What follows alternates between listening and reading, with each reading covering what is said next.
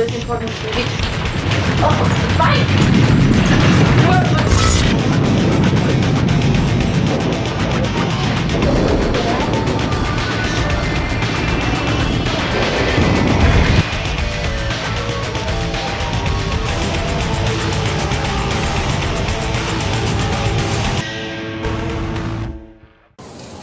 Magandang araw, Istiyanos. Ako si Glenda Padasas, ang inyong gabay sa ating siyensikula.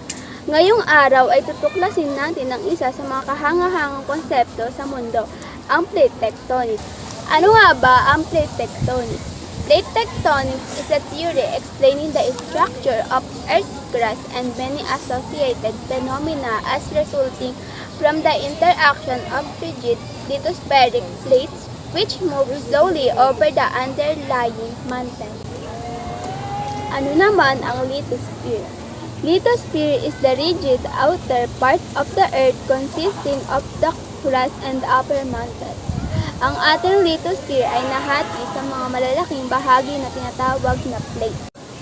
May dalawang uri ng plate, ang continental crust at oceanic crust. Una, ang continental crust ay binubuo ng mga kontinente tulad ng Asia, Africa at Amerika. Pangalawa, sa kabilang banda, ang oceanic crust naman ay bumubuo ng karagatan at dagat sa buong mundo. Sa ilalim ng lithosphere ay matatagpuan ang mantle. Ang mantle ay ang mainit na bahagi ng ating planeta. Ang paggalaw ng mga plates ay bunga ng mga pwersang nagmumula sa mantle. At ang paggalaw ng mga plates ay nagdudulot ng mga active zone na kung saan nakakabanggaan, naghihiwalay o nag-i-slide ang mga ito. Ang mga ito ay kilala bilang plate boundaries.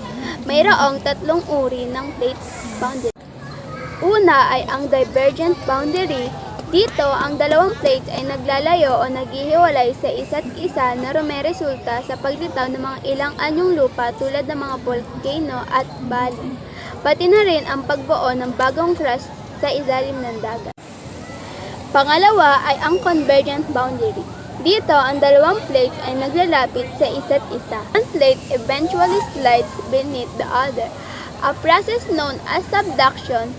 The subduction zone can be defined by a plane where many earthquakes occur, called the Wadati-Benioff zone.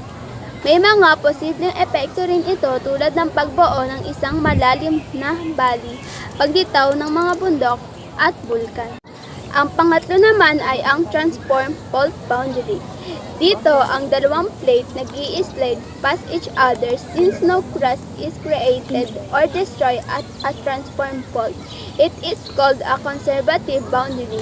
Ang epekto nito ay ang pag-occur ng current events which can cause large earthquakes. When multiple tectonic plates suddenly slip past each other, an earthquake occurs, causing the trembling or shaking of the earth. During an earthquake, it releases energy waves known as seismic waves. These waves are similar to the ripples created in water when a stone is thrown into it. Wave waves or primary waves are the first waves to hit the seismographic when an earthquake strikes. They are longitudinal waves, which means that the direction of motion and propagation are the same. S waves are called secondary waves and shear waves are the second waves to hit the seismography. They are transverse waves, which means the motion is perpendicular to the direction of wave propagation. Take note, P waves can travel through liquid and solid and gases, while S waves only travel through solid. At doon nagtatapos ang aralin tungkol sa plate tectonics. Salamat sa panonood, Istiyanos.